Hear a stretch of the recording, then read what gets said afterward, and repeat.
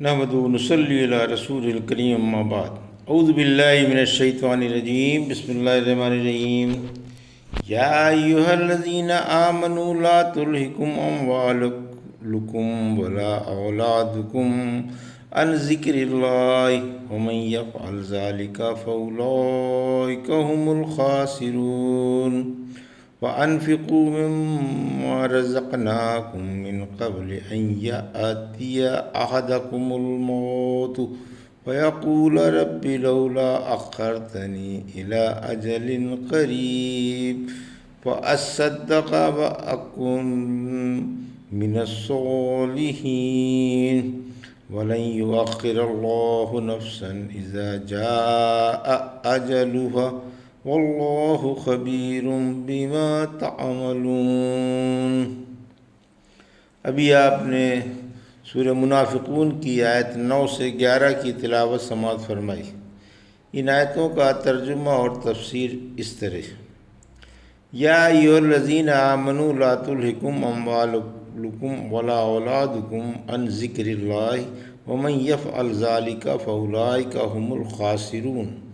آیت 9: وَأَنفِقُوا مِمَّا رَزَقْنَاكُم مِّن قَبْلِ أَن يَأْتِيَ أَحَدَكُمُ الْمَوْتُ فَيَقُولَ رَبِّ لَوْلَا أَخَّرْتَنِي إِلَىٰ أَجَلٍ قَرِيبٍ فَأَصَّدَّقَ وَأَكُن مِّنَ الصَّالِحِينَ۔ آیت 10: وَلَن يُؤَخِّرَ اللَّهُ نَفْسًا إِذَا جَاءَ أَجَلُهَا وَاللَّهُ خَبِيرٌ بِمَا تَعْمَلُونَ۔ آیت 11۔ ترجمہ: اے ایمان والو، تمہارا مال اور تمہاری اولاد تمہیں اللہ کے ذکر سے غافل نہ کر دے، اور جو لوگ ایسا کریں گے وہی ٹوٹے والے ہیں۔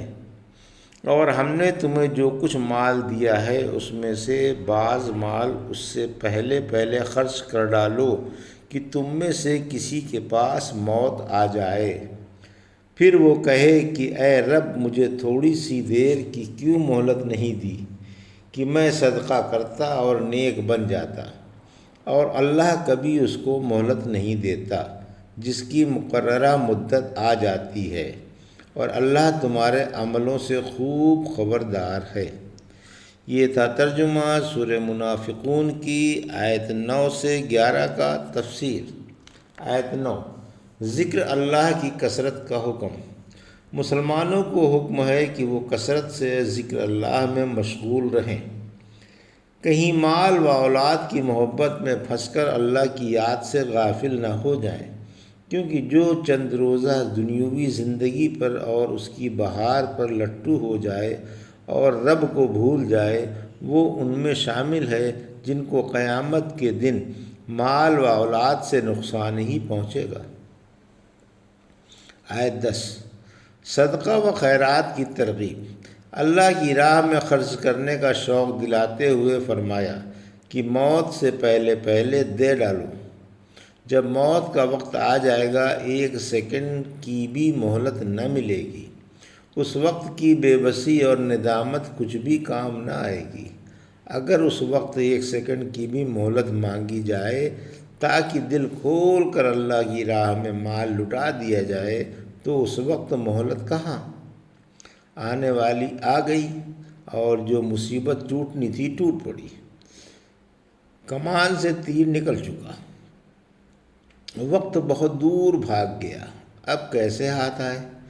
اس وقت مومن ہو یا کافر، ہر ایک کو اپنی کمی پر افسوس ہوگا۔ چنانچہ کافروں کے بارے میں فرمایا سورہ ابراہیم کی آیت 44 میں: آپ لوگوں کو جھنجھوڑ کر بتلا دیں کہ جس دن سر پر عذاب آ دمکے گا تو اس وقت ظالم تمنا کریں گے کہ اے ہمارے رب، ہمیں ذرا سی ہی مہلت دے دے تاکہ ہم تیری پکار کو سینے سے لگا لیں اور تیرے نبیوں کی اطاعت قبول کر لیں۔ سورہ مومنون کی آیت 99 اور 100 میں فرمایا، یعنی جب کسی کے پاس موت آ دھمکتی ہے تو کہنے لگتا ہے کہ اے رب، مجھے لوٹا دے تاکہ میں نیک عمل کر لوں۔ آیت 11: مقررہ مدت آنے پر ڈھیل نہیں ملتی، یعنی اللہ مدت مقررہ آ جانے کے بعد کسی کو ڈھیل نہیں دیتا۔ وہ خوب جانتا ہے کہ کون سچا ہے اور کون نہیں، اور کس کی نیت میں خلوص ہے۔ اگر یہ پھر دنیا میں بھیج دیے جائیں تو دنیا کی بہاروں میں پھنس کر نیکیوں کو بھول جائیں اور وہی نمک حرامی کرنے لگیں گے جو اب تک کرتے چلے آئے ہیں۔